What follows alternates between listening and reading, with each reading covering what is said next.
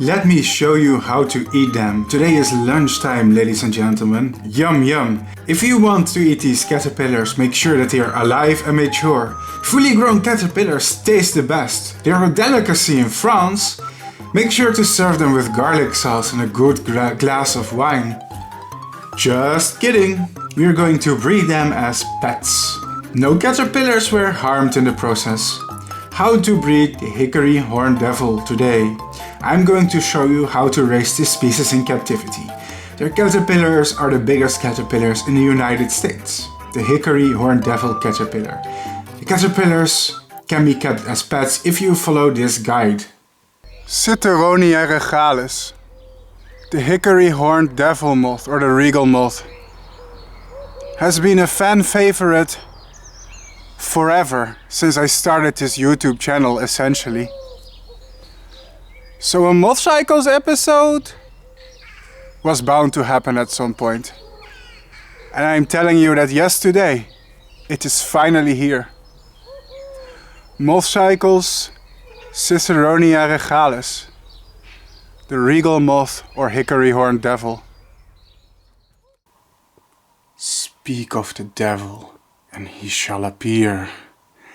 Today I'm going to introduce you to some real devils.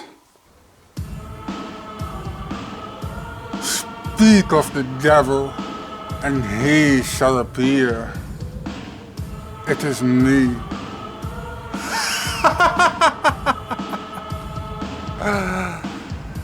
You probably did not expect me on this channel. Well, I am as surprised as you are. You see, moths are my children, and I would never have expected humanity to be such a good host toward them. I am genuinely surprised. You see, moths are creatures that I created in my image. So for you to appreciate them that much is not something I would ever have dreamed of. But I am beyond pleased. I am beyond pleased to have this type of representation. Even as old as I am and as familiar with humanity as I am, I guess even humans are sometimes still full of surprises.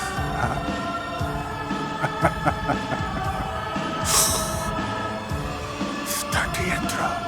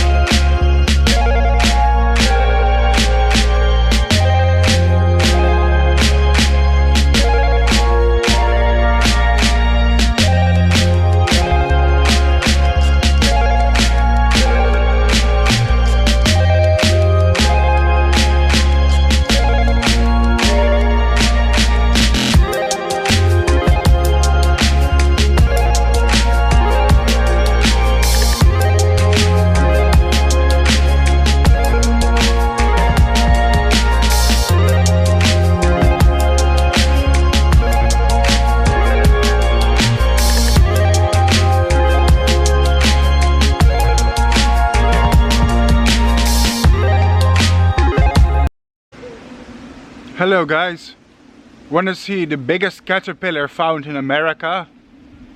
Of course you do, of course you do. Here I'm holding some eggs of the Regal Moth, Citheronia regalis.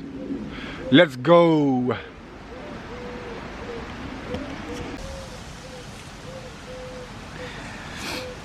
Now this insect is also commonly known as the Hickory Horned Devil, but I prefer saying Regal Moth. Because Horned Devil, it refers to the caterpillars. And I think common names, it's better if they refer to the actual adult stage. I mean, you call it a Luna moth, not a Luna caterpillar. So Hickory Horned Devil, it refers to the larval stage. But the adult should be the Regal Moth. Although that doesn't really matter, does it? It's just a common name. I prefer scientific names anyway. Hickory Horned Devil, it does sound pretty badass, to be honest. So I understand why people want to use it. I think these eggs are about to hatch very soon, so I got them just in time. Now these eggs, they're pretty big, aren't they? Oh yeah. Even as eggs, they're huge. These are the eggs of Citheronia regalis, or the Hickory Horned Devil, a legendary species that is so popular that people have sent me hundreds of requests to make an episode about them. Finally, after a lot of filming, the episode is online. The eggs are slightly oval and creamy yellow in color. The best way to hatch them is in a plastic box, a jar or a petri dish. The best temperature seems to be between 20 and 25 degrees Celsius for them. Some people recommend spraying them a little. One thing that's really cool is that the eggshell is a little bit transparent. You can actually see how the caterpillars are developing inside of their eggs. The closer the eggs are to hatching, the darker they become. Before hatching, they are almost black. Under a microscope, you can actually see the caterpillars moving around inside their eggs. This is the egg of a hickory horned devil, one day before hatching. As you can see, the caterpillar is actually capable of walking around inside its own eggshell, despite not having hatched from it yet. These kind of things are rarely documented. Talk about being claustrophobic.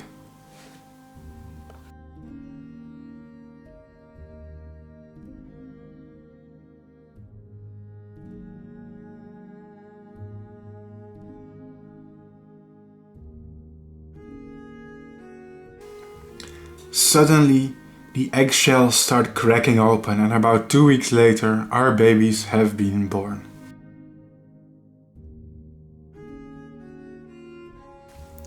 I was just checking up on the petri dish, and I found our first baby caterpillars. Wow, would you look at that? It's crazy that something so small will eventually grow into such huge moths. Now that is really incredible. So these babies are the ones we will be raising into huge moths. But patience is required, since their life cycle takes a whole year to complete.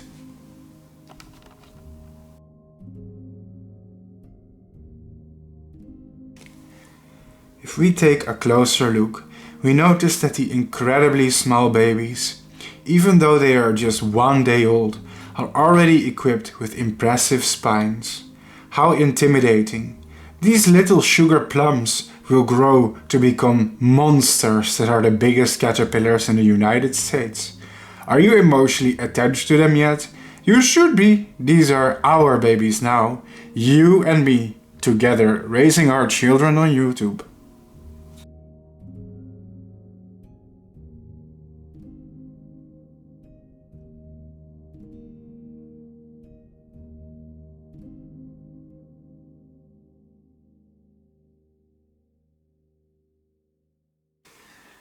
Let's prepare their new home. I raised the first instar in a closed plastic box with no breathing holes. I placed tissue paper towels on the bottom of the container. And when that's done, I add the food in the form of leaves. They love sweet gum leaves, but also sumac, cherry, lilac, walnut, hickory, sycamore, pecan, sassafras and others. Oh my god, so many little babies waiting for food. Let's get started. When picking them up, be really gentle. It's easy to crush them. I use a pine needle to pick them up, but a soft paintbrush is also possible. Then I gently scoop them up and place them inside of their new plastic box, which by the way has 0 air holes or ventilation. And we are on our way to raise our babies together in this awesome life cycle video.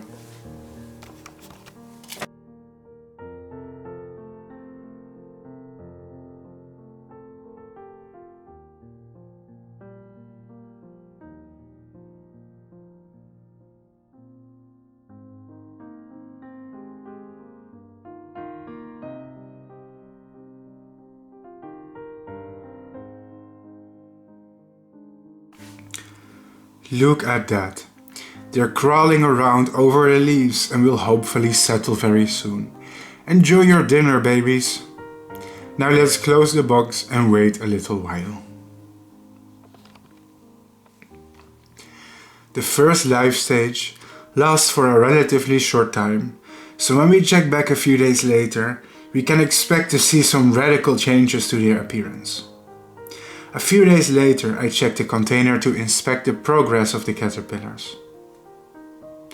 Wow, so some of them are almost shedding their skins to the final instar.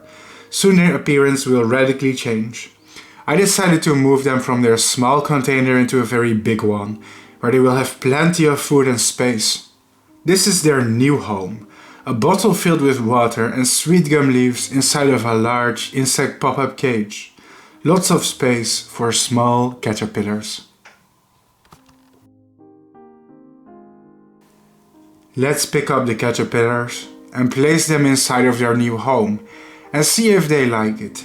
It's recommended to give them a royal amount of space if you can, and they will really thank you for it. Citheronia caterpillars like to have a lot of space for themselves, especially considering how big they will grow in a relatively short amount of time.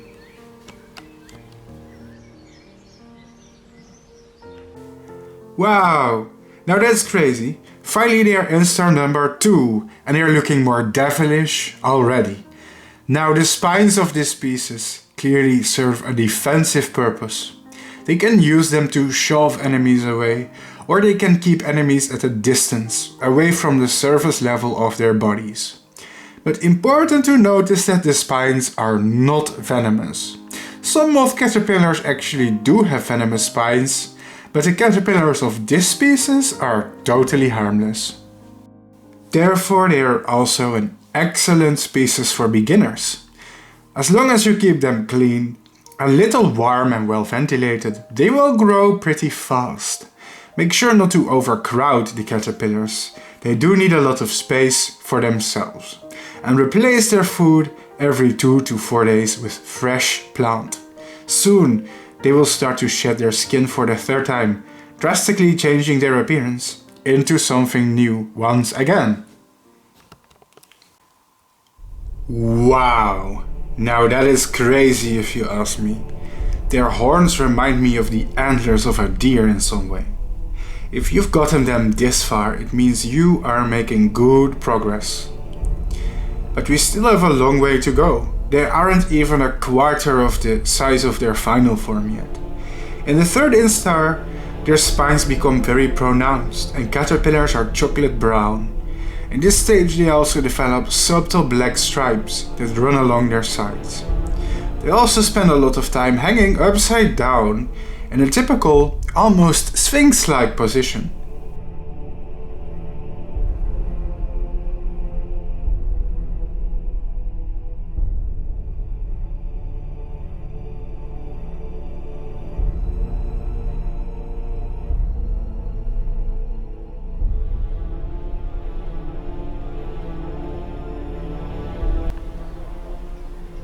What's up everyone?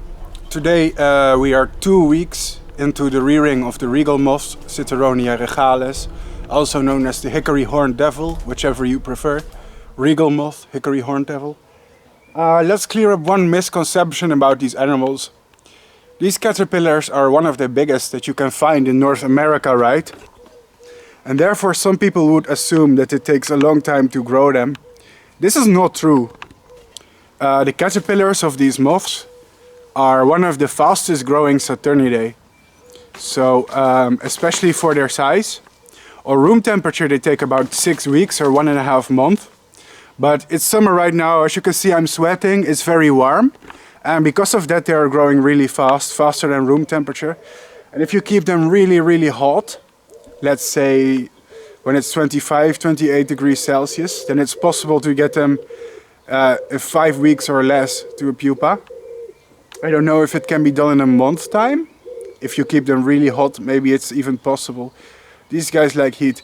Now ignore this cage behind me, it's a different species, but here is the Regal Moth, the Citheronia. So yeah, I'm wearing swimming trunks by the way, Very cool, very sexy. I don't care about my appearance.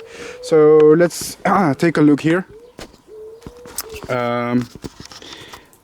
As we can see, they've completely obliterated the food plants. Stripped almost all the leaf. Here this is empty, no more leaf. And there's many of them in here. Can you see it? They're almost instar number 4. So in 2 weeks they went from instar 1 to 4. That's very fast, very fast. So this Citheronia regalis is really, I'm serious, one of the faster growing silk moths. And today I'm going to divide them into 2 cages, because in my opinion this is overcrowded. They are big caterpillars, they need a lot of space. So I'm going to take another cage and separate these guys into 2 groups and put 1 group per cage.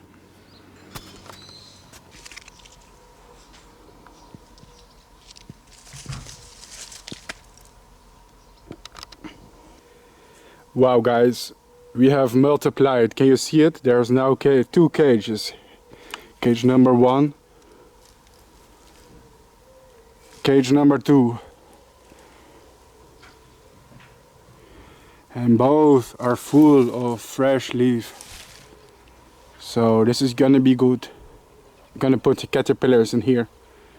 This will give them the space to grow really big.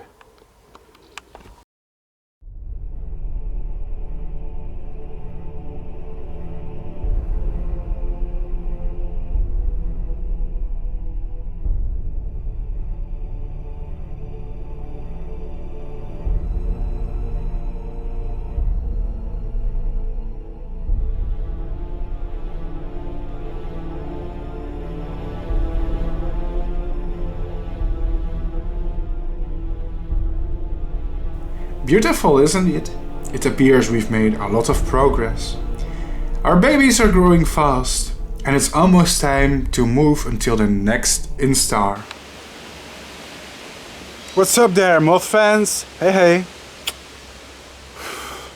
Behind me I have 2 cages filled with monsters. And we're gonna take a look inside and see how these dudes are doing.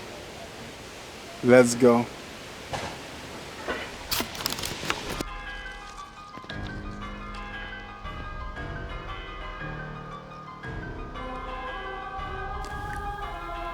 This is the end of instar number 4.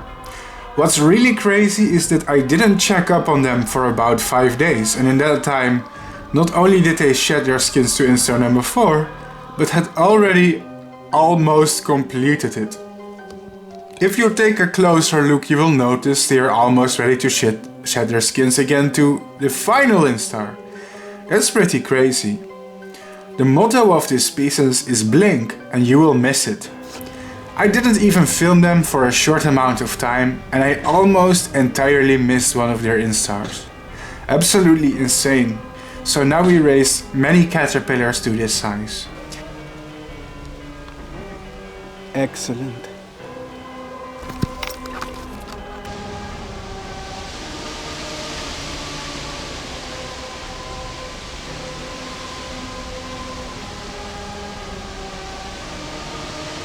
But their most crazy and most radical change is about to happen right now, and it's what most of you have been waiting for. Wow! So this is early instar number 5 of the Hickory Horned Devils. And soon they are about to become as devilish as they will ever be. Trust me, you are going to be impressed by what you are about to see. Oh my god, look at that. This is absolutely demonic. They definitely look very intimidating, despite the fact these caterpillars are completely harmless. But if I didn't know much about moths and saw one of these, I would probably have a heart attack. People who live in places where these moths are found in the wild are blessed to have such an awesome creature around them. They're utterly fascinating. Let me tell you a fun fact. In instar 5, the caterpillars are actually brown for about a day, before they slowly start to change color and eventually become entirely green.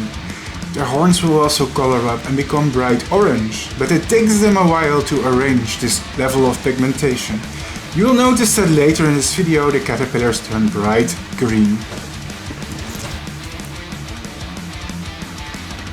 Okay, so this is instar number 4, in which they start to look a little bit devilish, but instar number 5 is the one that gets really crazy. Look at that. Amazing.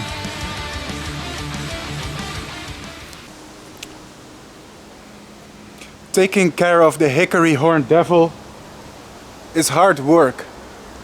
It's not a very difficult to breed species, but they demand a lot of attention. See this plant? They completely stripped all the leaves off of it in one day. So every day I have to collect huge branches of the sweet gum I am giving them. And in one day all the leaves are gone. Well, here's a few leaves left. I guess the caterpillars forgot to eat this little leaf here. But it's incredible how much these guys can eat in one day. It's super amazing. So if you want to breed this species, they are going to demand attention, okay? If you have obligations, if you have studies, if you have a difficult job that requires many hours, it's gonna be difficult for you. These caterpillars are very demanding and they require a lot of feeding, especially. Oh my god, breathtaking! This is what they look like right now. Totally and utterly hardcore. These beasts can be found in the wild, where it ranges from southern Vermont and New Hampshire, south to Florida, and westwards to eastern portions of the Great Plains. Generally, it's only found in the eastern half of the United States. They are, however, also found in Canada. And maybe, but this is not very well researched, maybe even in the most northern part of Mexico, hugging the United States border. Reportedly, caterpillars grow to about 14 centimeters in size, which is about 5.5 inches when fully grown. By length, that makes them the longest caterpillars found in the United States for sure. Their favorite food plants are hickories or caria, pecan, butternut or Juglans cinerea, black walnut or Juglans nigra, sweet gum or liquid amber styraciflua, persimmon or Diospyros virginiana, sumacs or rus, or cultivated cotton or gossypium, and others.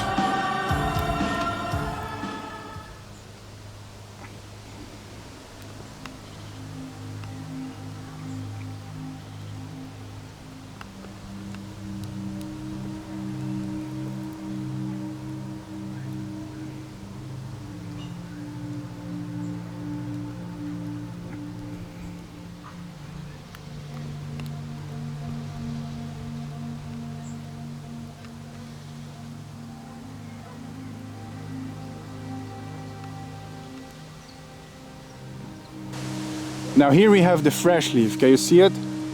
This is fresh plant here. Caterpillars are eating it. As you can see, there's caterpillars here inside it. Some hickory horned devils. Very good, fresh. Let's take a look at the old plant here. Yep. They completely stripped all the leaf off of it. Good job, dudes.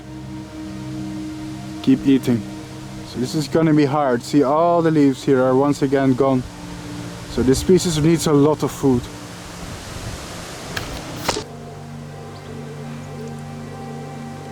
Now, if I had to pick one favorite insect from North America, pretty sure it would be these guys. Both their caterpillars and both the actual moths themselves are among the most beautiful silk moths, saturnids, found in North America. Yet despite that, I do not breed these guys that often. And that's because of the ridiculous amount of food these guys need. As you can see, I'm doing right now 2 cages of them. Haven't counted how many I got in total. But the food that we see here, I think this is enough for maybe 2 or 3 days. And I'm basically here just, they're stripping whole trees. Like, see, here is the previous tree. This is their old food, and almost all the leaf is gone. Can you see it?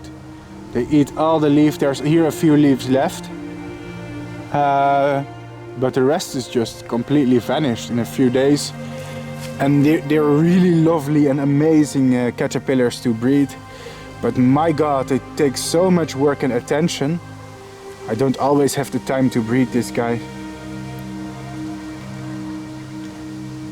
In terms of like the amount of care they need, these guys need constant new food every 1 or 2 days, and a lot of it. So this is a lot of hard work if you want to breed this. So I'm serious.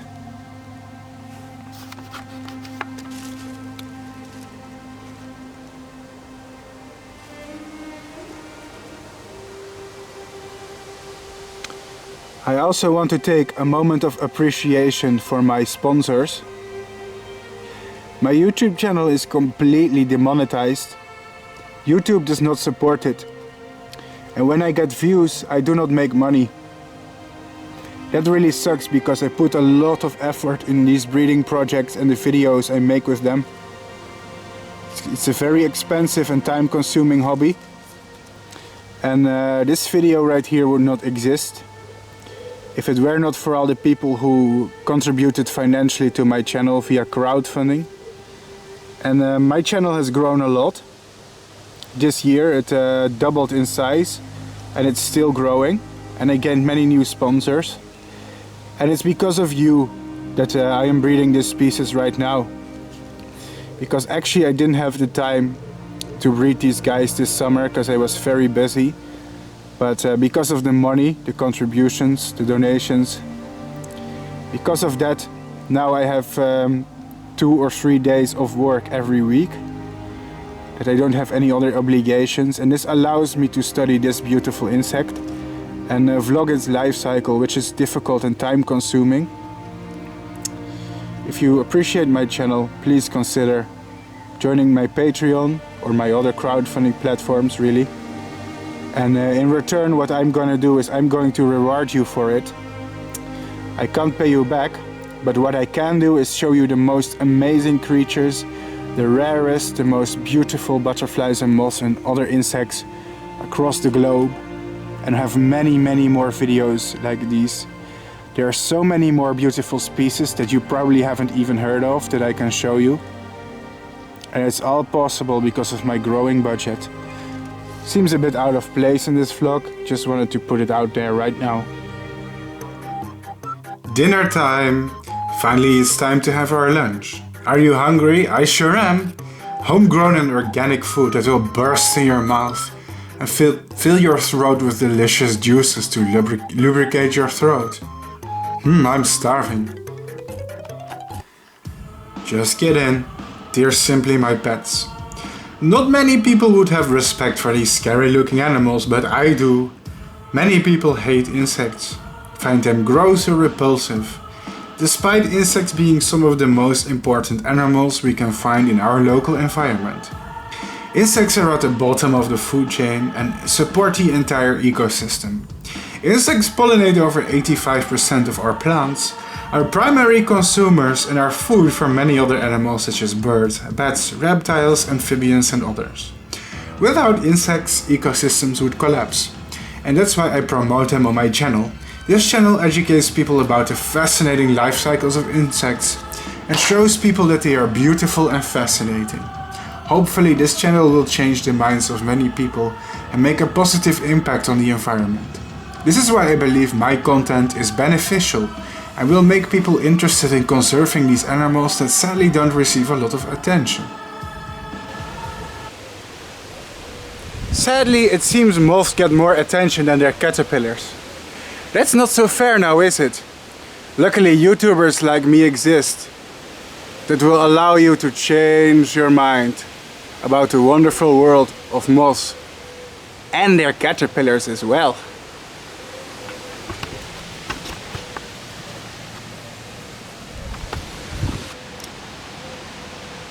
So how hard to breed are these guys here? I would say that they are not so difficult to breed, although I do not recommend them to a complete beginner. I think you need some basic experience with silk moths if you want to breed this species, but they're not very hard. I think medium difficulty is for sure. If you've raised other silk moth species before, I think it's safe for you to breed these. Such amazing creatures, huh?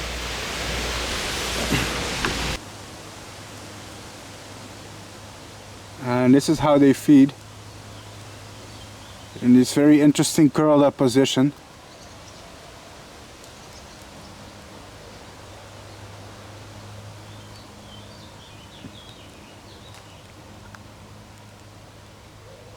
As you can see, oops, it's pooping. Oh my god. Oh my god. It's just taking a shit. I'm sorry guys. But it doesn't even stop eating while it's doing it. It's just literally non-stop converting leaf into poo. Wow, dude, you're really trying your best here, right? You know you're not showing your best side on camera. Yeah. Anyway, so this is just the fresh leaf. Oh, oh no. What's up everyone? I was checking up on our Horned Devil army today. Guess what I found? Caterpillars, caterpillars, here's a small one. But I found one caterpillar here on the floor.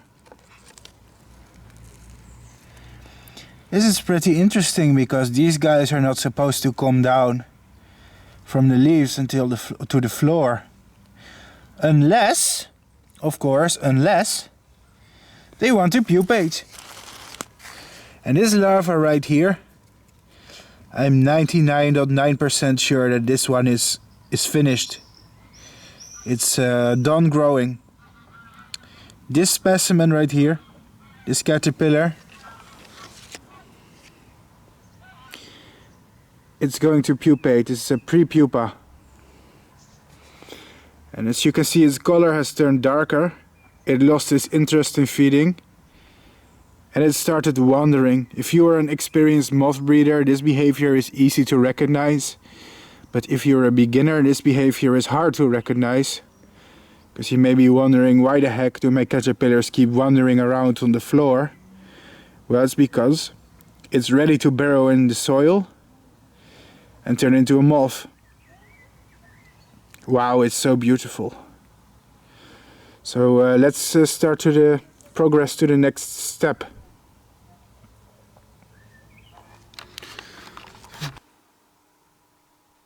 Zwagenmos. Zwagenmos. In Europe, this stuff is really popular among keepers of spiders, beetles, frogs, reptiles, amphibians, you name it. And I brought some for my Citheronia. Turns out this stuff is really good to let caterpillars pupate in. However, it's a little bit expensive, so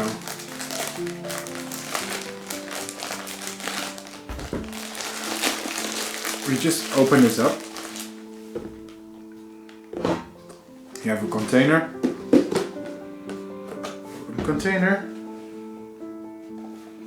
What we do is we just, I guess, we fill it with moss a little bit if we can. Oh yes.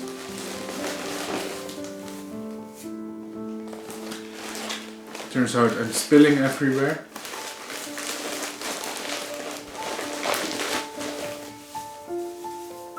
Stuff is excellent though. Ah, there we go. It's gonna work wonders.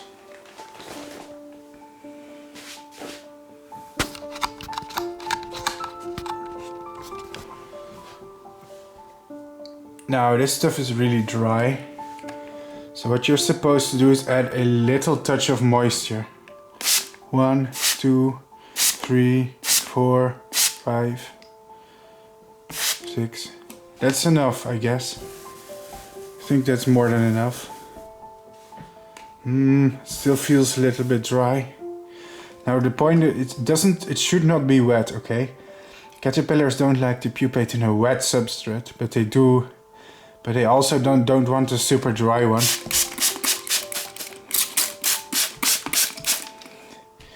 Now this moss is super moisture absorbent. It's really perfect.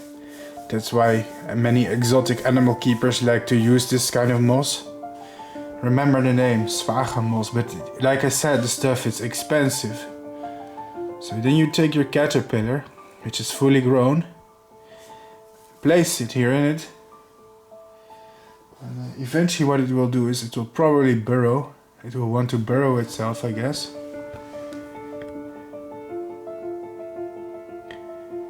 And when it has burrowed, it's going to pupate.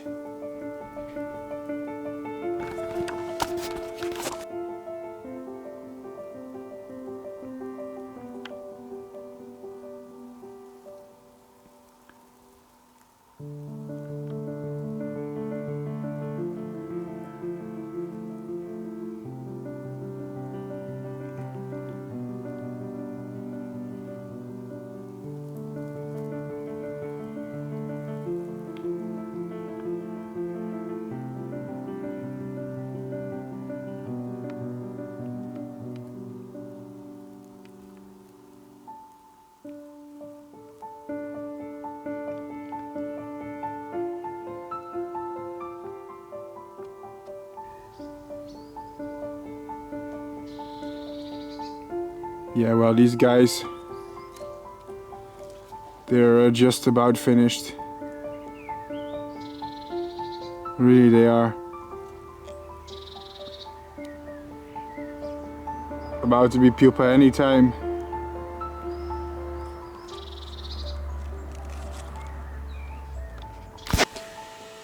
So now the caterpillars are fully grown and they become turquoise or opaque blue, too greenish in color, and start having the desire to dig down deeply into the earth in order to form a pupa underground.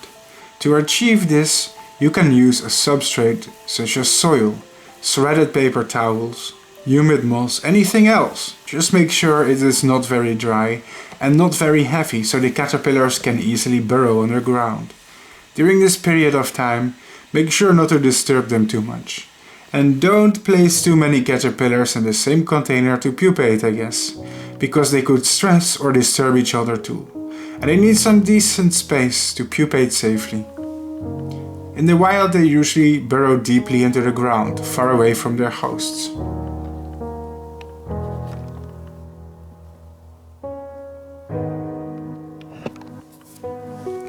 After you place them in a container to pupate, don't check up on them very often. Caterpillars don't pupate immediately, but usually after spending about 4 to 8 days underground as caterpillars, before finally turning into a pupa.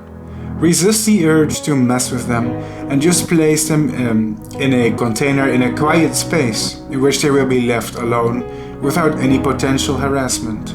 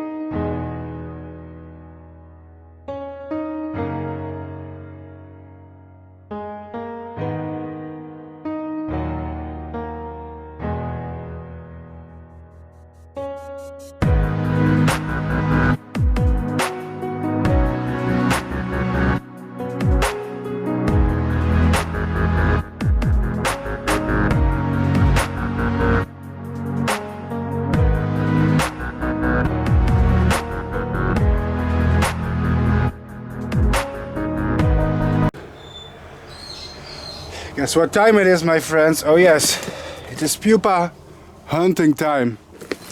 Let's start with box number 1. Oh my gosh, this is looking good. Can you see it? This is looking good.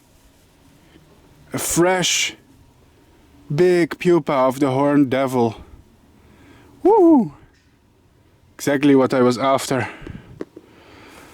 Wow, let's explore this. What? Look. Okay, I'll just take all the moths out for a second. Wow. See that? This here is the good stuff. This is the good stuff. Wow. Now the small pupa obviously are males. Wow. I'm really pleased with this result so far. Let me just check this if I didn't forget any pupa. Nope. Looking good. Looking good so far.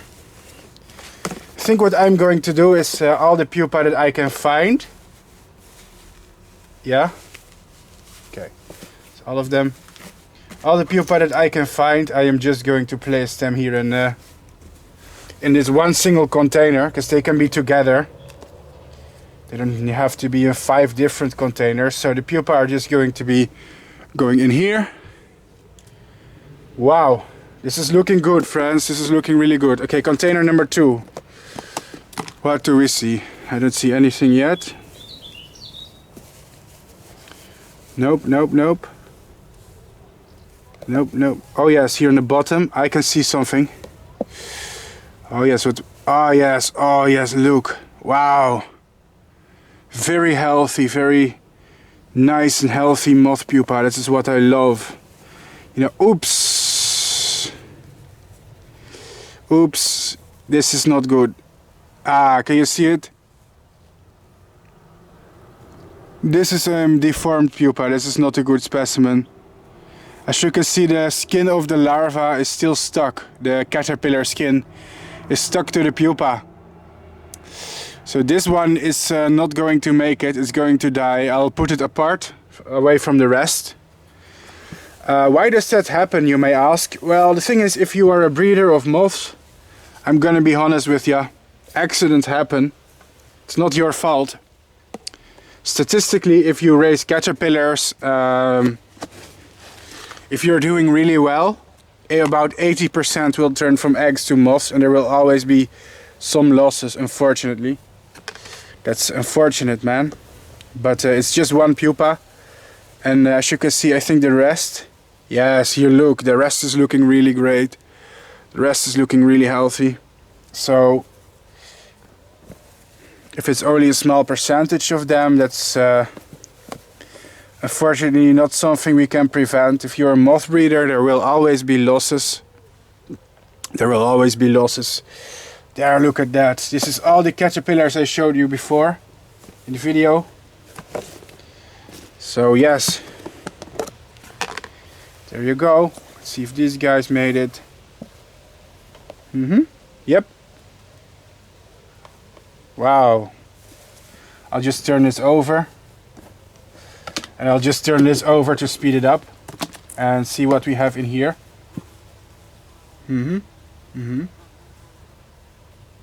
Oops. Here we have another pupa that doesn't look too good. This is a very strange deformed one. Damn, failure number 2. Failure number 2. That's unfortunate. And a healthy one. Healthy pupa. And I see something interesting. This caterpillar is not finished pupating. I didn't expect this, so I'm gonna put this one back here in the container. Let me first see if there's more pupa inside. So, there you go. Let me just add some moss for you, little dude. Here, see if there's no pupa inside. No? Okay. So this little guy, it still has to pupate, so we put him back, as you can see. So he, if we disturb him, it may fail. He needs to be undisturbed. I didn't expect there to be one caterpillar still who didn't pupate yet. So there, let's put him away. Yes, another pupa. There you go. I think that's about it, really. I think this is what we have for today. Show you the result.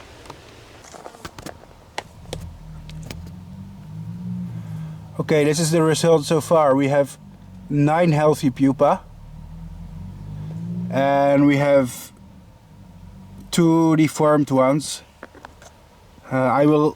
As you can see, they're still alive, but there's 0 chance that these are going to turn into a moth.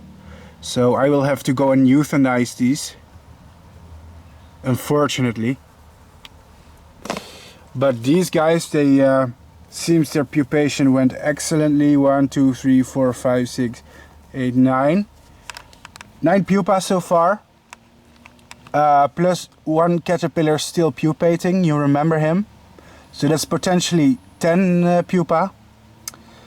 I still have 2 caterpillars who are still eating. So with some luck we may have 10 or 11 pupa. Look at that. This is what the healthy pupa looks like of the Regal Moth. Beauty, eh? What a beauty. Wow. Okay, so.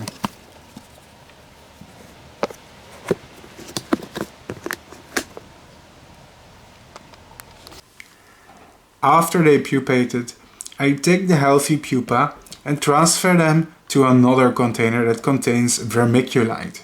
Vermiculite does not rot or decompose, and is a mineral that can absorb and retain water and regulates humidity.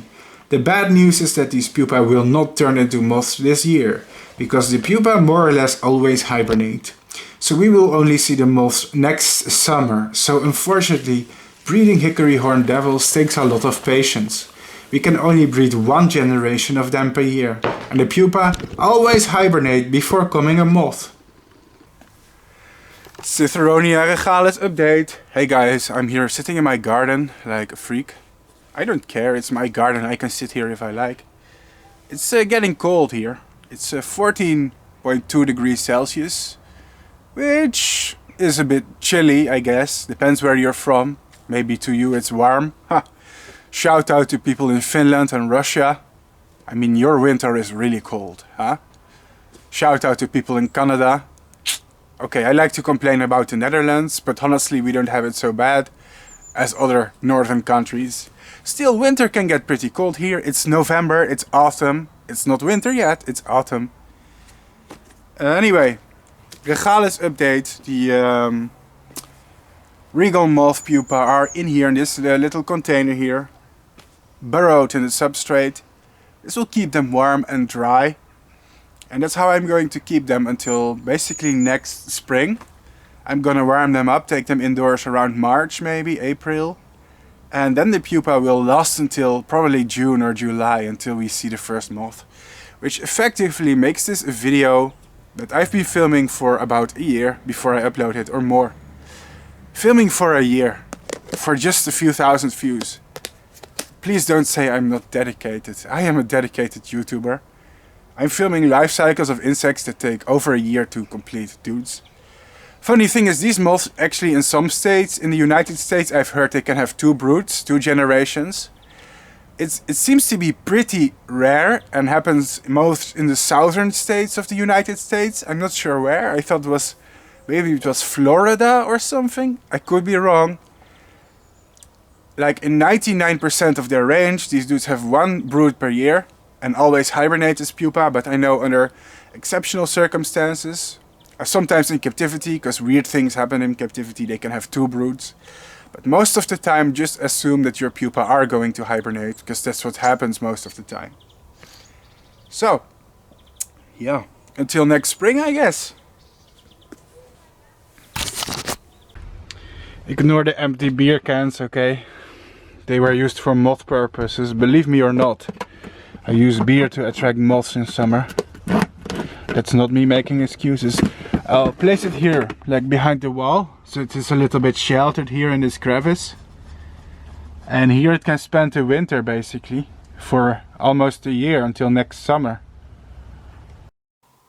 Hibernation time! And now we must wait and wait some more. For a moth breeder, winter is incredibly boring. During winter I usually take a break from YouTube because most of my species hibernate and I have nothing to film for you guys.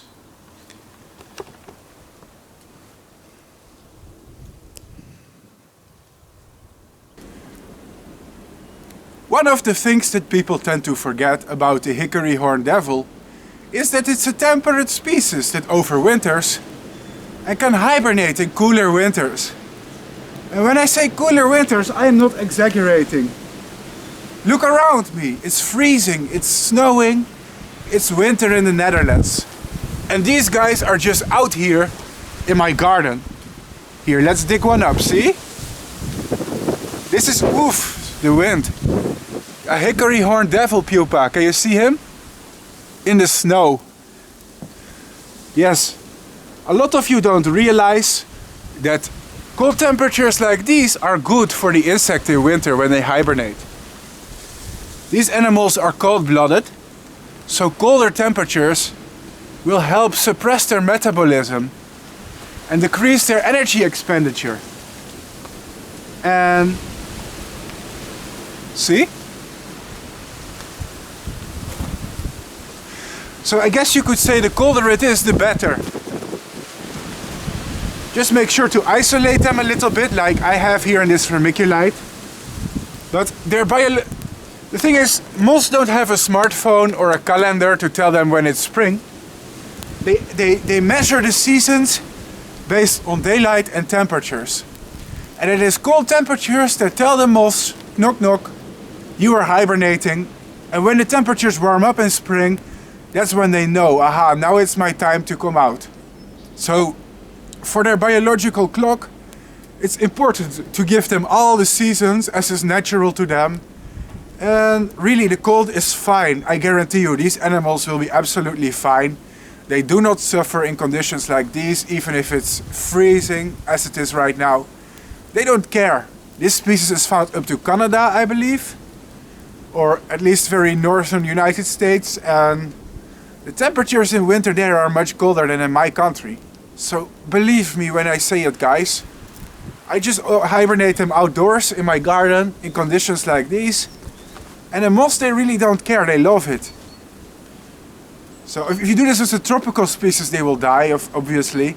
But if you have a temperate species, don't be afraid to put them cold. Really, don't be afraid. Insects are very cold hardy when they hibernate. And low temperatures help suppress their energy expenditure.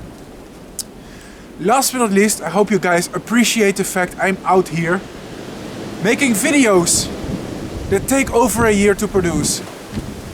This species mostly has one generation per year, and breeding them, it takes a full year most of the time, from spring to summer to autumn to the next spring and summer. A production time of a year for a video that only gets a few thousand views. So I really hope you guys appreciate my dedication and effort I am putting into making videos like these. People say, oh, it's so easy to be a YouTuber, you just upload videos for fun. Now, it's a lot more complicated, man.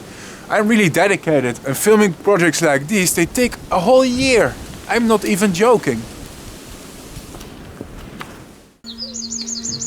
Oh my god, spring is here. That can only mean one thing. It's time to warm up the pupa that we have hibernated for so long.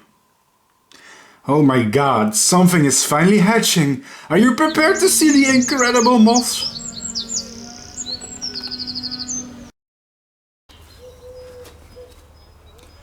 Ladies and gentlemen, it's currently spring. The birds are singing. The baby boomers are doing construction work. And as you can see, I'm going to bring my pupa indoors of the Citheronia regalis. Oh, do you hear those bird calls? How I miss them in winter. So let me tell you a life hack. Currently it is very early spring. It's too early for me to bring any of my other species indoors yet. It's too early, for example, for my Luna moths, for my Citheronia emperor moths. It's too early, because if they hatch now they have no food plants. But let me tell you a life hack. Citheronia regalis is a late species. To my knowledge, they tend to come out in summer, to late summer. That's for me it's usual to have them in June, July, following their natural cycle. So if I bring them indoors a little bit earlier, they will hatch a little bit earlier, but there is zero risk of them hatching too early in the season, because they are a late species. So I know that from the moment I warm the pupa up, who have excellently overwintered, look very healthy, see? When I warm them up, it will still take several months for them to develop. And I know this, so by bringing them in advance a little bit earlier than all my other species in fact, I know that the moths are going to be perfectly fine. And maybe just, we've skipped a few months of waiting, which is convenient. Hey, let's bring them indoors. Almost. It's almost time to show you the incredible moths that we have been taking care of for almost a year now. The fruits of our labor.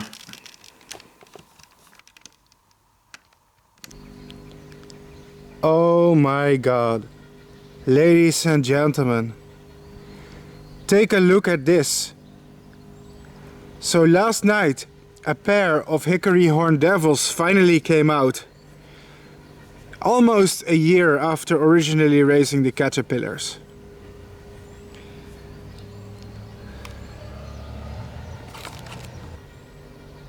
Oh my freaking god. They are so beautiful. Yeah, ladies and gentlemen, last night a pair of... This is a male and a female. As you can see, the male is significantly smaller than the female. This is quite normal in moths and normal in this species. The moths have no mouth. That means they are physically unable to eat. That is why the moths generally starve in about 2 weeks' time. The family of moths that they are from, which are the Citheronia, also known as emperor moths or silk moths, is a family of moths that do not feed as adults. Instead, they live off a fat reserve that is stored in their abdomens. This fat reserve fuels them as they slowly metabolize it and allows them to live for about 2 weeks before they completely run out of energy and more or less starve.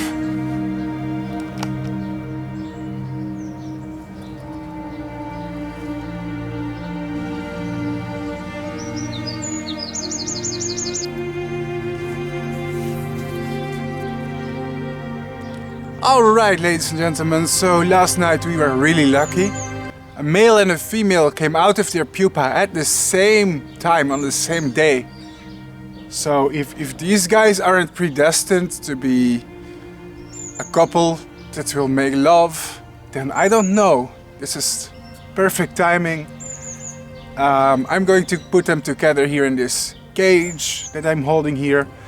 And put them in a dark place tonight. They mate in the dark, it's a nocturnal species. They do need a little bit of airflow. Citheronia should not be too hard to pair, but still we will always need a little bit of luck. So, in my opinion, this is a very nice tip for the viewers in the United States who are watching this video right now. If you want to breed this species, please do so. See, here's one fun fact about these guys. They are legal in the USA. That's right. They are legal in the United States. What does that mean, and why would I say that they are legal in the United States? Well, here's the thing. My channel has many viewers who are American. I think that it's like 22% of all my viewers. 22% of all my views, they come from the USA. And that's not surprising because, American people are one of the biggest audiences who watch YouTube in general. So it's no surprise if I have a YouTube channel, most of my viewers will come from the USA. And on my channel I often show a big variety of exotic insects, so exotic moths and butterflies. And, oh, well, there's the post.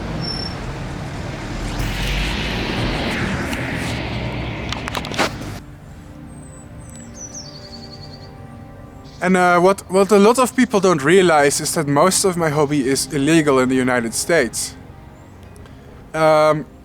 Importing exotic butterflies and moths is very restricted in the United States, and it's not legal to do so unless you have a permit for them. So whenever on my videos I'm always showing off these exotic and rare insects, and people in my comments in the USA, they ask me, well Bart, how can I get these species? I want to breed them too, just like you. And I'm like, yeah, I understand, but that's not really possible to legally do so. If you are in the United States and you import exotic species, foreign insects, without a permit, that's actually punishable by law. You are breaking the law. And I just happen to live in a country in the Netherlands where all of this is legal. And that sucks. I'm not some kind of bootlicker. I think that sucks. I totally understand why the government is concerned about invasive species and invasive insects. Some invasive insects have done a lot of damage in the USA, like the gypsy moth, or the apple snail, or even the pythons and pythons in the Everglades. And I believe there's things like boar, the red spotted lanternfly. So they are very paranoid about introducing more species by accident. Some of them have devastating effects on the environment. So I support that there is regulation. But the US government is a little bit lazy, and they just said, well, let's just ban everything. And you need a permit to breed anything. That's a bit ridiculous, because I don't think stuff like atlas moths are a threat of being an invasive species. Why are atlas moths banned by the government? That's weird. So, but then again, if life gives you lemons, make lemonade. Here's the thing. This species is native to the United States. It's a native species to the United States. It comes from North America. And that means you do not require permits to breed them. So, and that's my advice to the US breeders, because people in my videos are always so disappointed. I live in the United States and it's not possible for me to legally breed silk moths. No, that's not true. You can legally breed silk moths, just not exotic ones. And that sucks. But here, take a look. Take a look at this. It's absolutely beautiful, and it is from your country. This is your wildlife. So there's definitely a lot of options for breeding still. Well, it sucks if you want stuff from Asia or South America, I guess. But my tip to all my American fans and viewers is, don't give up. Your government is very strict, and I feel bad for you. It kind of sucks. But you're not totally out of options. You have, in my opinion, North America has some of the world's most beautiful wild silk moths, like the Luna moth, the Io moth, bug moths and stuff like that. So, and that's what I'm trying to say, I suppose. Oh my god. This is the Regal Moth, or the Royal Walnut Moth. Yes, it's the same species, but the moths and caterpillars have a different common name for some reason. How odd. And it's absolutely gigantic. It has a wingspan up to 150 millimeter, or about 6 inches.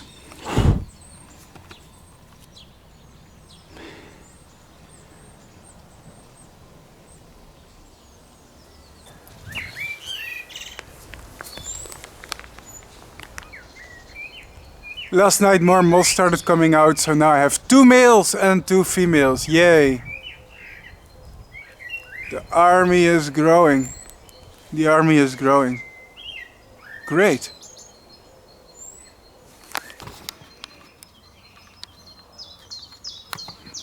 Well, what can I say except yay, there's more and more horned devils coming out. 3 females. Very respectable size. Very respectable size. Let me know in the comments, guys, did I do a good job? Those of you who have followed my YouTube channel for a while may have noticed that in the past I used to have a problem of me raising a lot of small dwarf specimens. But I feel like in this case, we actually managed to raise some pretty huge specimens. And I'm glad, because one of the appeals of this species is the fact that they are so ridiculously big. Like, this is a huge, huge, huge, huge insect. And I'm actually pretty glad that we didn't manage to raise any miniature versions, any dwarfs. Because that would suck. Because I enjoy their humongous size.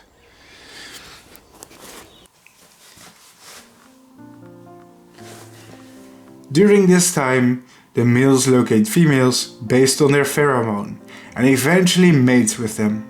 In order to achieve a pairing, you can put their cage in a dark and well ventilated room at night and the insects will pair.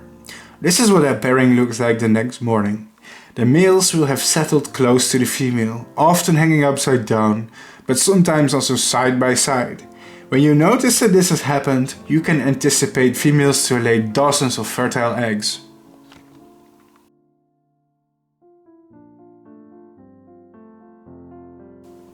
The eggs are randomly laid in captivity, and if females are simply contained in a small pop-up cage, they will scatter them all over the cage walls.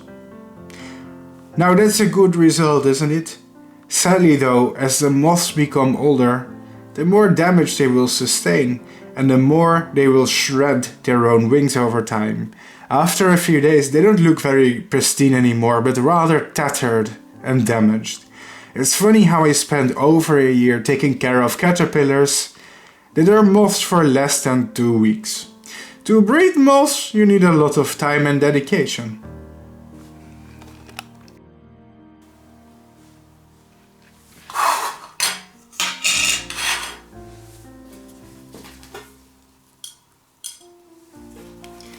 Time to collect the eggs. By now they have laid hundreds of fertile eggs in their cage, which I am collecting right now.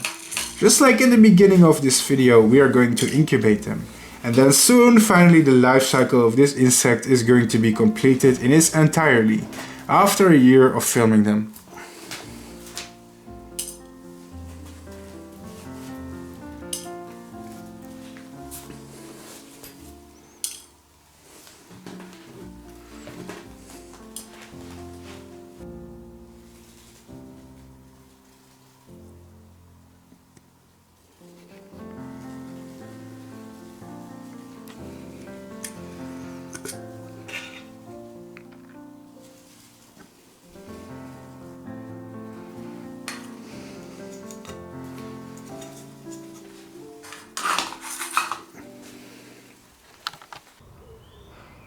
Now guys, I'm going to have to tell you, completing the life cycle of the Hickory Horned Devil Citheronia regalis makes me very happy.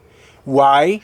Because this has been a fan favorite for years. I had so many requests, so many inbox messages.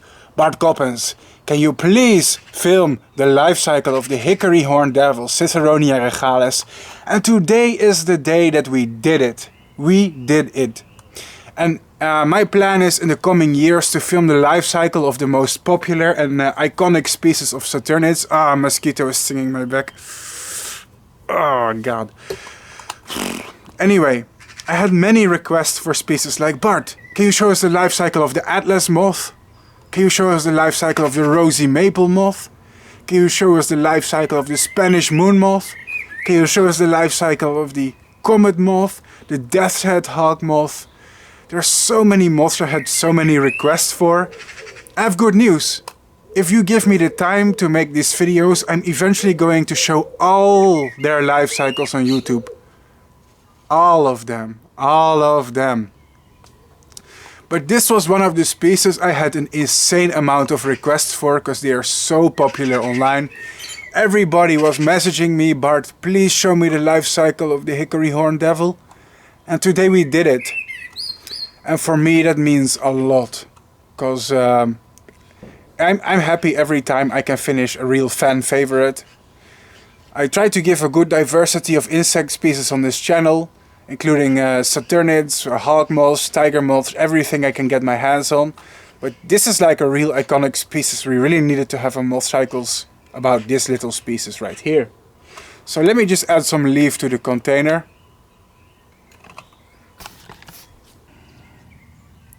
One thing I really like about this species is when the eggs are fertilized, you can see the whole caterpillar forming inside the eggs shortly before they hatch.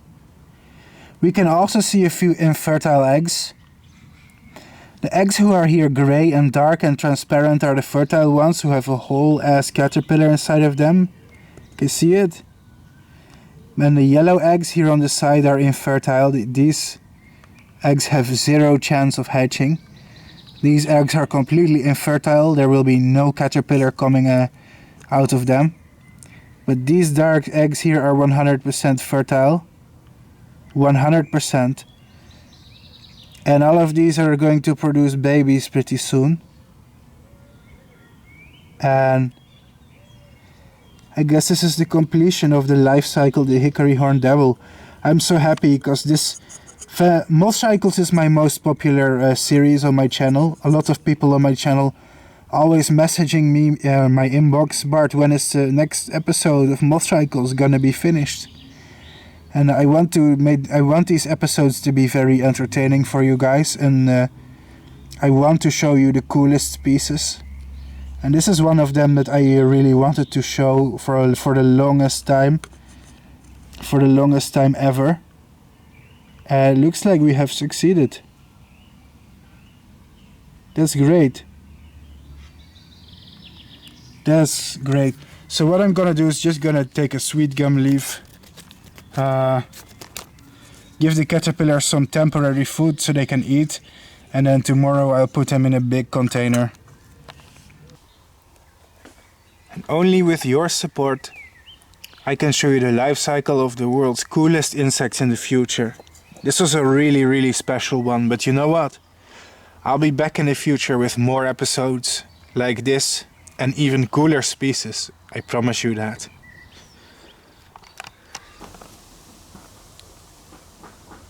Perhaps this seems like a disturbing thing to see, but yeah, these are literally the dead parents and some of their babies. Say hi to mom and dad. Fortunately, your mom and dad didn't live long enough to witness your birth. That's funny. Such big moths though. So huge.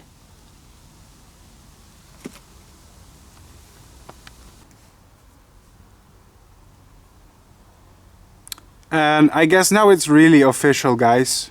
It is 100% official. Finally, we can confirm that on my channel we finally have a MothCycles episode on the Hickory Horned Devil. Citheronia regalis. It's been a fan favorite for years. I had many requests of people asking me, Bart Coppens, can you please do a MothCycles episode on the Hickory Horned Devil? I got like hundreds of messages of people wanting to see this episode. And finally it happens. So that means this is another species that is finally completed.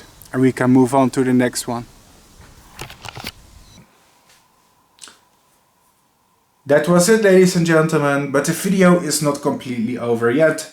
In MothCycles we also have a discussion part. Let's move on to the discussion, so we learn more about their biology.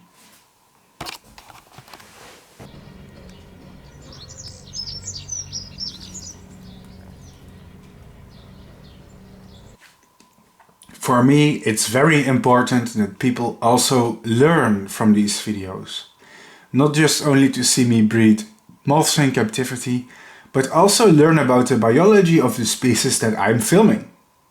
This is very important. Raising pets simply for fun, without immersing ourselves in their biology, seems pointless. The point of raising insects in captivity is to study them and to learn from them. Today we are going to talk about one of the most beloved species of silk moth from the United States and Canada, the Hickory Horned Devil or Citheronia regalis. This species is generally found in the eastern half of the United States and parts of Canada. This map here roughly represents what is thought to be the distribution of the Hickory Horned Devil through the various US and Canadian states. Citheronia regalis is considered a common species in the American Deep South, becoming rarer and more sporadic northward. It is found throughout the deciduous forest in the United States from Missouri, Pennsylvania to Massachusetts and southward to Texas to central Florida. Historically recorded throughout New England, the species allegedly suffered a decline in the Atlantic Northeast during the mid-20th century. The plant names in this list that are in bold text are their favorite plants in the wild. This species does have a broad taste, and caterpillars can eat many types of plants, including but not limited to liquid amber or sweet gum, salix or willow, rus or sumac, caria or hickories, sassafras, diospyros or persimmon, platanus or sycamore, fraxinus or ash tree, serega, oxydendrum or sourwood, dirvilla or bush honeysuckle, prunus or cherry, ligustrum or privet, huglans or walnut, gossypium or cotton. In the wild, in particular, they love hickory, which gives them the common name, the hickory horned devil. But also several species of walnut, sumac, cotton, sweet gum are plants that they really love in the wild too. This species is univolting, which means they only have one generation a year. The pupa hibernate and require a prolonged cold period that is several months long in order to develop into moths. It's recommended to store them in a cold basement, a fridge, or simply outdoors in winter and forget about them until the next spring. Only then, after gradually being warmed up, the moths will appear. Now, some sources proclaim that this species can produce a second generation in the Deep South or the southern USA states, but I personally doubt this information. Please note that doubting something is not the same as outright dismissing it. There could be a chance this information is true, but I have spoken to dozens of breeders and entomologists from these regions, and none of them have actually ever observed pupa of this species producing moths in the same year. Perhaps they have a bimodal emergence pattern in the south that is statistically confused with them having two broods. If it is true they can have a second brood, then it must be a very rare occurrence, or a partial second generation.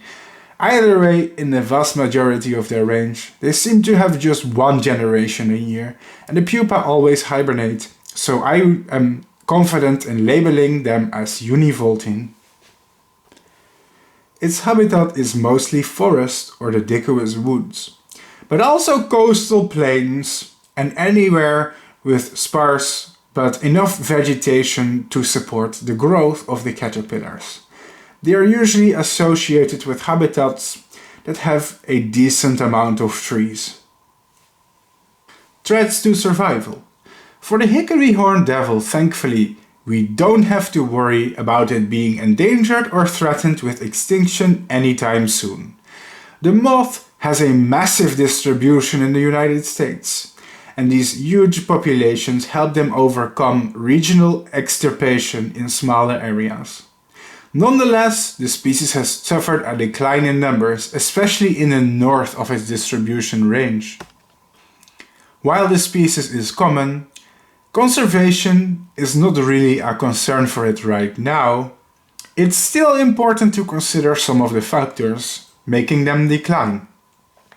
Two main threats led to the extirpation of the Regal Moth from New York State: chemical spraying to control gypsy moths, and the gypsy moth biocontrol fly, Compsilura consignata.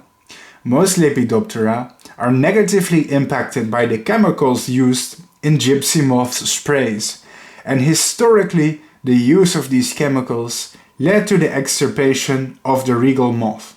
Compsilura consignata was introduced as a way to control gypsy moth populations in the United States in 1906, but was also found to parasitize moths of the Citheronia family as well as other species. It is believed that Compsilura consignata is one of the reasons that Regal moths had difficulty recovering after spraying with DDT was discontinued.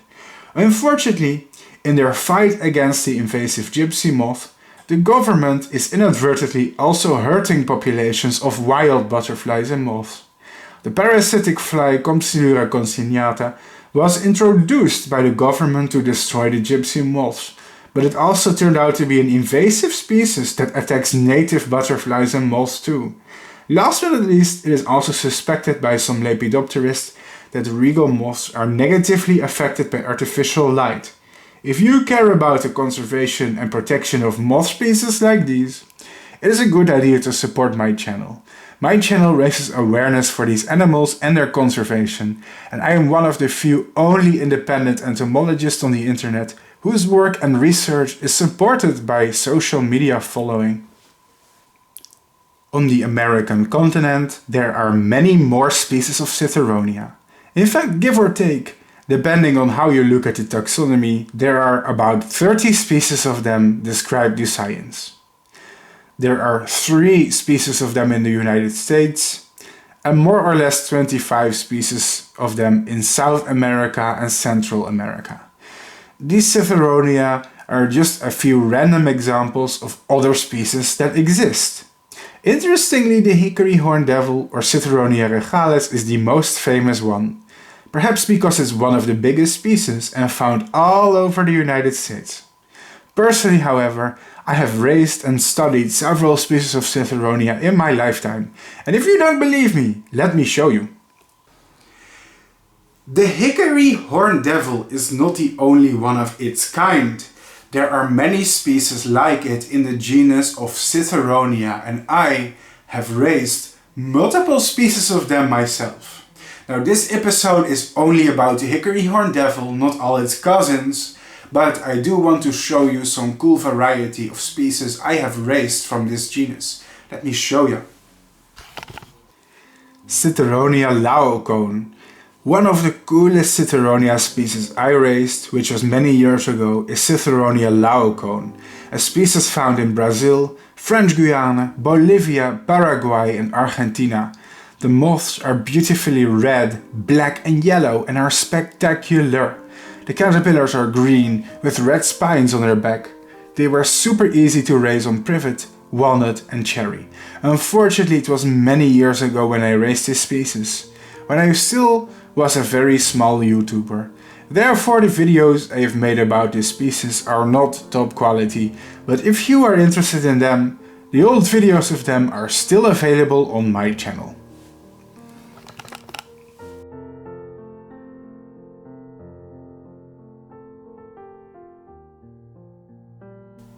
Impressed yet? You should be. No? Let me show you this one. Citheronia azteca is found in Mexico, Belize and Guatemala. This species is one of the only species that has a size that even comes close to Citheronia regalis. It's said that the caterpillar of Citheronia azteca are maybe even bigger than regalis, but I am not confident enough to support this claim.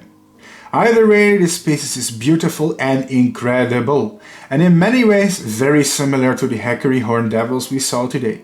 The caterpillars, however, are brown instead of green, and the moths have a darker color. Not many people have raised this species in captivity at all, so I guess I can brag about the fact that I myself have raised them in captivity. Although I hope to do it again, because I would love to film them in high definition, instead of the old potato camera I used many years ago.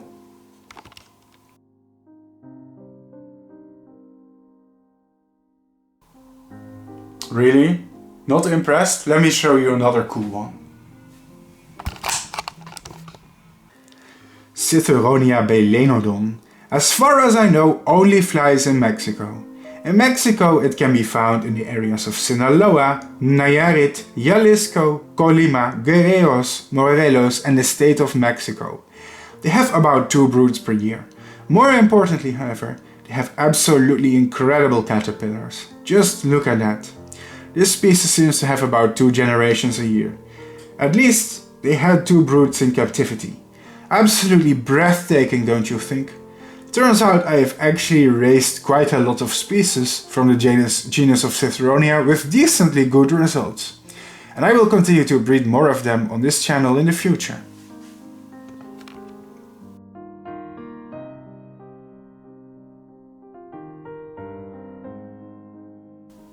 Impressed yet? You should be. No? Let me show you this one. Wow! Meet Citheronia aroa. This is an absolutely crazy species if you ask me. Look at their demonic caterpillars. It comes from Venezuela, French Guiana, Colombia, Ecuador, Peru, Bolivia, Brazil, Guyana and Suriname. And their caterpillars are perhaps some of the most crazy caterpillars that I have ever raised in my career of studying moths. In the future, maybe we can make a MothCycles episode of other species of Citheronia like this one. Who knows? Now imagine there's about 30 species in this genus of moths, and you just know there is so much potential for showing you awesome species of them on my channel in the future. Let me know in the comments what species you would like to see me breed. This species has multiple broods per year and appear to be continuously brooded in captivity.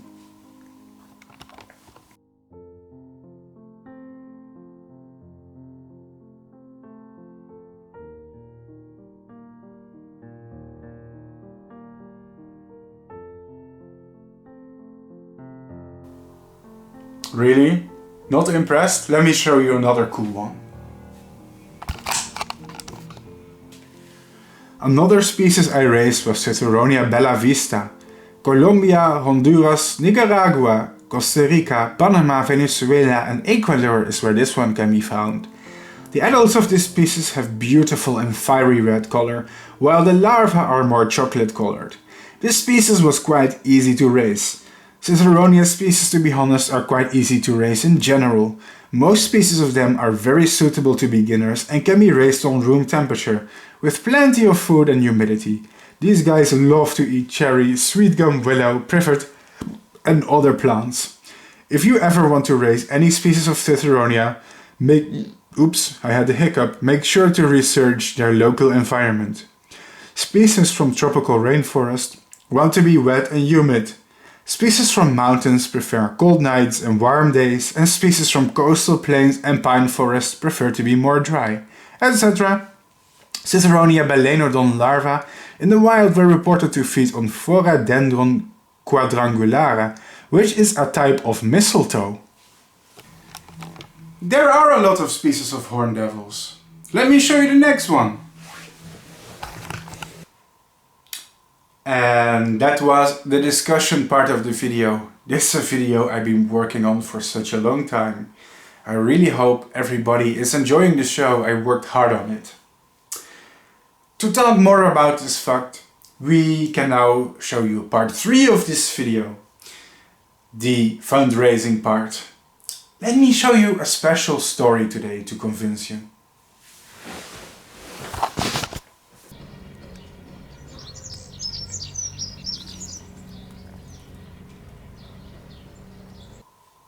There once was a young boy named Bart. Even at a young age, Bart was different than the other kids.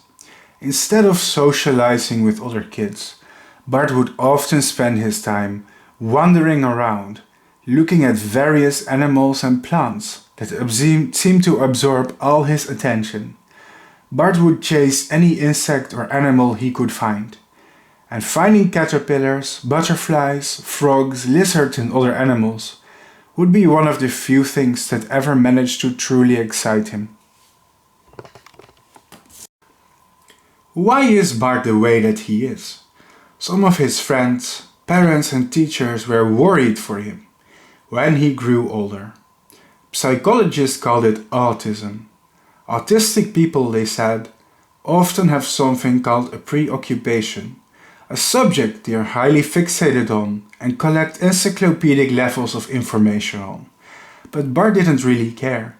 To him, it didn't feel like anything was wrong with him. He just really enjoyed looking at nature and formed an emotional connection with it. Sometimes more than with people. When he grew older, Bart tried to study. He went to college twice, but he pretty much failed. Despite his undying love for nature and insects, studying biology was hard for him because of his concentration issues. Instead of reading books and preparing for tests, Bart would distract himself with the butterflies and moths he raised in captivity or noticed around him. As turns out, to study biology, you need more than just passion, but also discipline. Discipline that Bart seemed to lack because of his constant distractions. Bart's dream of becoming an entomologist was ruined. Turns out that without a degree, it's very hard to work with insects. For many years, Bart gave up on his dream. And this time, he actually worked at a factory for several years. But it was not just a factory. It was a laundry processing plant that washed all the dirty laundry that came out of hospitals and caring homes. The laundry would be transported into a giant washing machine after it was sorted on a conveyor belt. Between the laundry were all sorts of things: blood, feces, urine, dirty diapers, dirty hospital needles, vomit, and every bloody fluid and excretion you can imagine. Even chunks of tissue and meat from the operating chamber. The factory was also extremely hot due to the high temperature and giant washing machines. He was also exposed to many dangerous biohazards. One time he even got norovirus from the medical waste he had to touch because of his work. This was probably the worst time of Bart's life. As somebody who wanted to work with insects all his life, it was heartbreaking to give up on his dreams. Bart was very depressed and unhappy with his life. He had so much energy to spend on his passions, but he didn't have any outlets for them. Every day he felt frustrated. For somebody that loves insects as much as Bart does, it's very hard to not do anything with them at all. He needed to have an outlet, no matter what. He needed to have a place where he could finally unleash all his energy. Bart started obsessively documenting all the moths he could get his hands on, producing over 1,000 of moth videos, and a website that documented the life history of hundreds of species of moths. With the rise in popularity of social media, Bart found a platform that he could finally use to express himself with. Turns out that Bart was very successful at what he did. It turns out that Bart's extreme obsession for insects gave him the ability to talk about them for hours, without feeling bored or exhausted. This enabled him to pour his heart out on the internet, consistently producing video after video, some of them multiple hours long, and he never got tired of it. In fact, it energized him. Bart has a constant and compulsive need to talk about insects since he was very young. While this was a detriment to him in real life, it turned out to be an advantage trait to have on the internet of all things. The key to Bart's success was the fact he is so persistent and extremely tenacious, uploading over 1,000 videos in a short amount of time due to his constant desire to talk about insects. Slowly, he started to attract an audience on the internet. For the first time, Bart felt a feeling that he never felt before: acceptance. For the first time in his life, people appreciated his work. For the first time in his life, Bart felt like he had found a place where he could fit in and where he belonged. You see, his obsession for insects for most of his life had been a burden for him. A burden that ruined his efforts to study, concentrate, or make friends. A burden that got in the way of his personal development and life experiences. But for the first time, he had found an audience of people that appreciated it instead. Finally, he felt at home. Not only that, but Bart was finally getting included. He had collaborations with scientists, butterfly farms, entomologists, butterfly conservation, natural history museums and more. He was finally living the dream. He was involved in the science of entomology, all thanks to his strange social media adventures. The sky seemed to be the limit.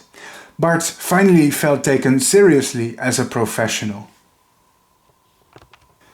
But one day, out of the blue, Bart received bad news. Out of nowhere, YouTube demonetized Bart's channel completely. I even emailed them to ask them what was wrong.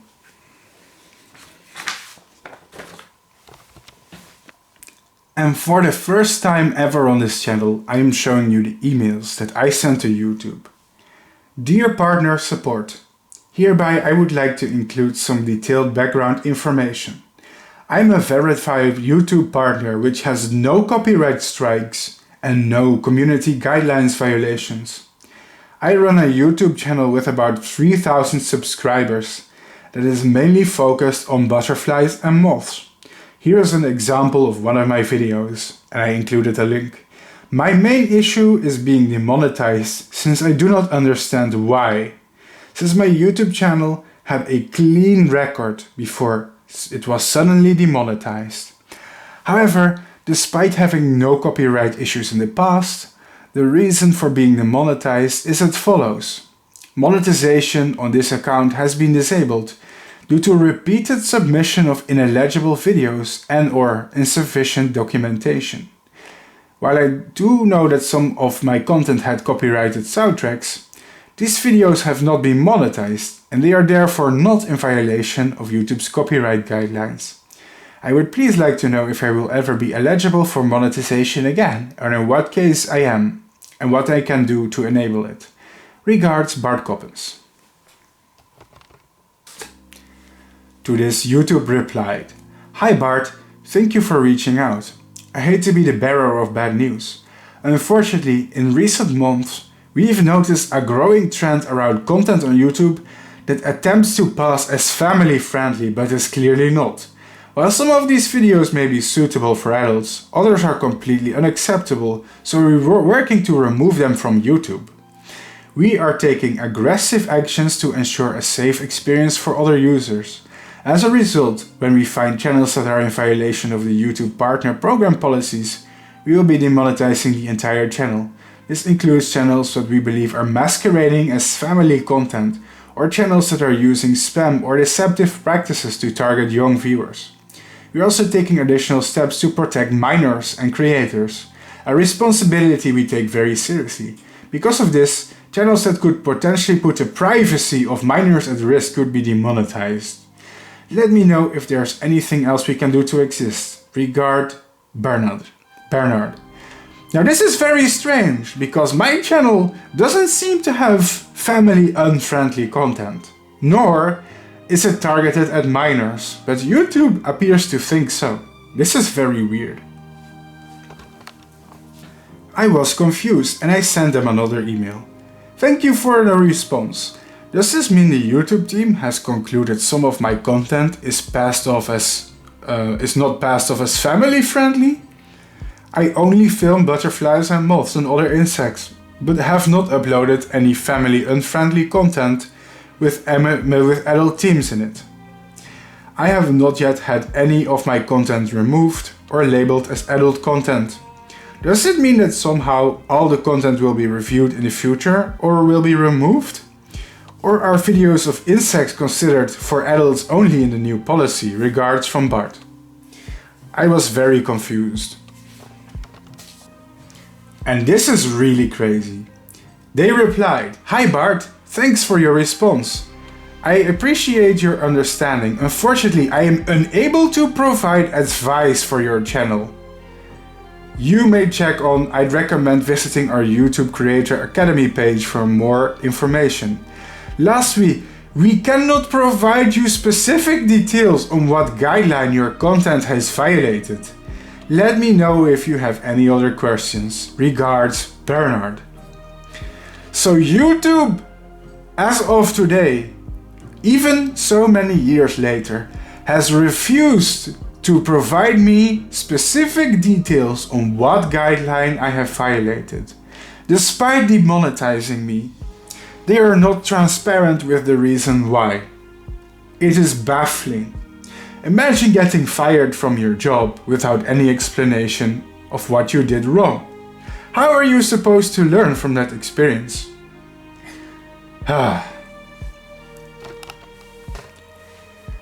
It seems my dream was finally crushed. Not only did YouTube no longer support my channel, they also refused to say why. So I didn't even know what it is that I did wrong. Now why is this a big deal? I didn't become a YouTuber to become rich or make a lot of money. But you have to understand, it's really hard to be in the creative industry and have no income. It is hard to become a successful musician if you have no income. It's hard to be a successful artist or painter if nobody supports your work. And it's exactly the same for being a YouTuber. The truth is, what Bart does is very time consuming and expensive. Not only does documenting the life cycle of an insect require me to film their process constantly, but also to take care of them in captivity, buy enclosures and food plants for my pets. On top of that, I spend a massive amount of time editing my videos, writing and studying. And what about the cameras that I need to film insects? Every few years I have to replace my equipment, which are expensive high-definition cameras. And I need a computer, editing software and cloud storage to store this much footage. This makes it practically impossible for me to continue. How can I entertain over 20,000 subscribers if YouTube doesn't give me any support? It's impossible. But thankfully I found a solution. Crowdfunding. That's right, people. YouTube isn't paying me a single dollar. But my fans are. This channel has over 100 sponsors donating to Bart every month. And this is what has kept the channel alive until today. If you like my show and would like it to continue, then please consider donating. As a YouTube creator, I'm entirely dependent on the tips and donations of my viewers. People can contribute through PayPal, Ko-Fi, Patreon and many other ways.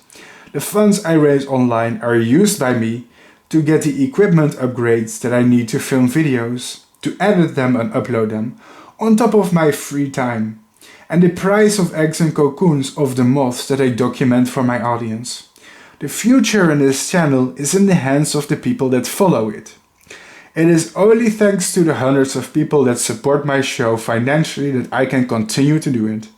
Join the movement today and support insect conservation and making educational videos of insects. Thank you for watching. What you just saw were the names of all my Patreons on the crowdfunding website patreon.com. I hope to see your name there someday maybe. That would be great. If you enjoy the show. Last but not least, all of my patrons are eligible for rewards and merchandise, such as custom-made stickers, mugs, posters and other stuff that I designed myself with my own insect pictures on them, as a thank you for all the people who supported me. Bye bye!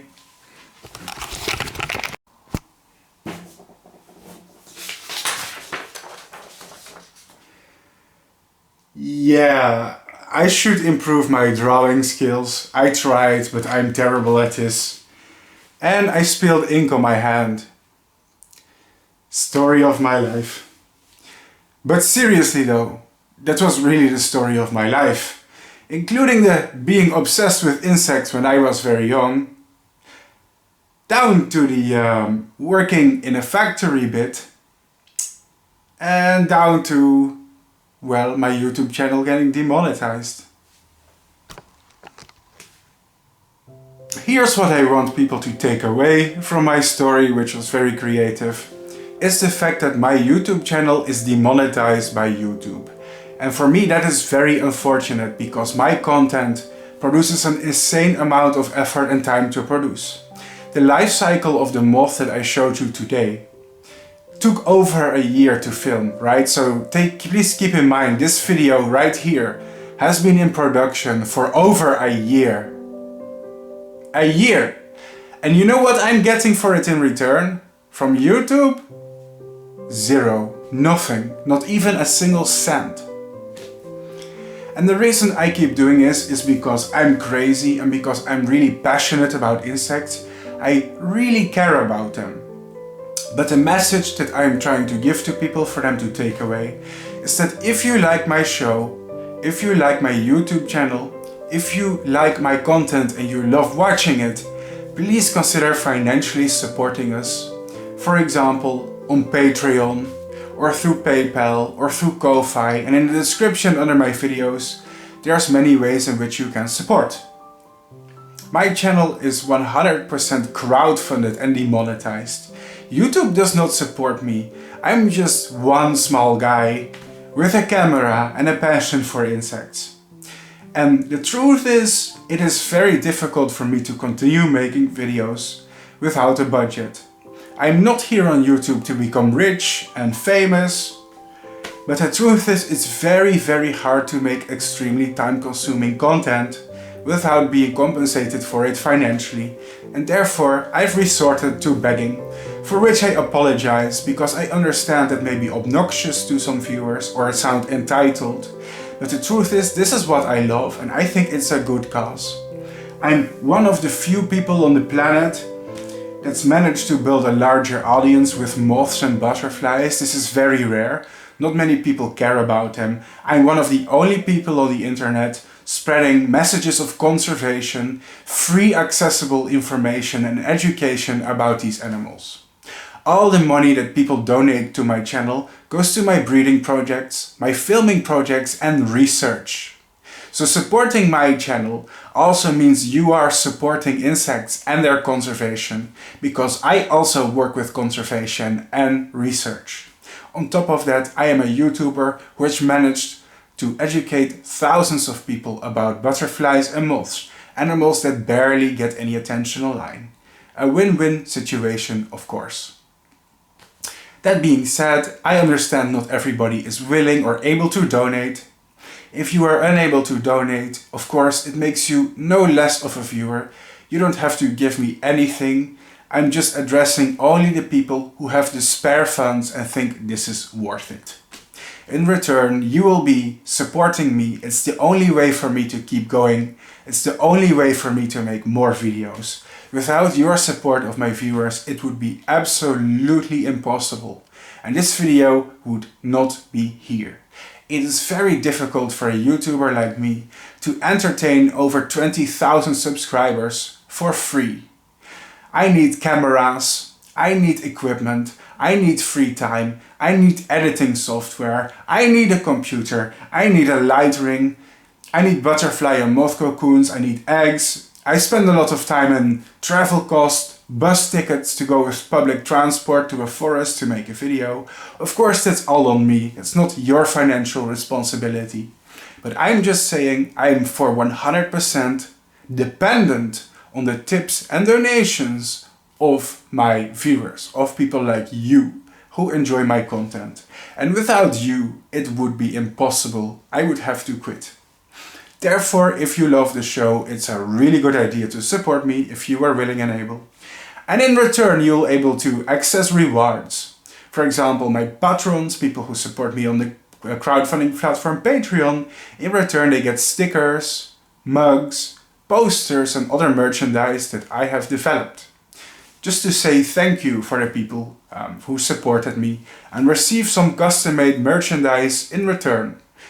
Of course, it's all butterfly and moth themed. That was all for today. Thank you so much for watching the show, and I dearly apologize for the internet begging. I wish I didn't have to do this. It's getting repetitive and annoying, but I really have no other way. There's no companies sponsoring me, supporting me. I don't have any affiliate companies who help me do like sponsorships on YouTube. I'm not monetized, so essentially I'm doing all of this for free, and what I'm getting back from it is basically the tips and donations of my generous viewers. And that is my life support. Your name will also be in the credits if you donate. And sometimes we do exclusive stuff like FHQs involving the people who help sponsor me. If you are one of my sponsors, you can be proud of yourself, because through my channel we are also making a difference together, and you are helping somebody educate the world about animals that desperately need attention, and I think that's a pretty good cause, even if I say so myself. Thank you for watching. I hope you enjoyed this video. I got a lot of requests for it, to finally show people the Hickory Horned Devil, and now it's here. Time to move on to the next video. I hope to see you next time. Bye bye!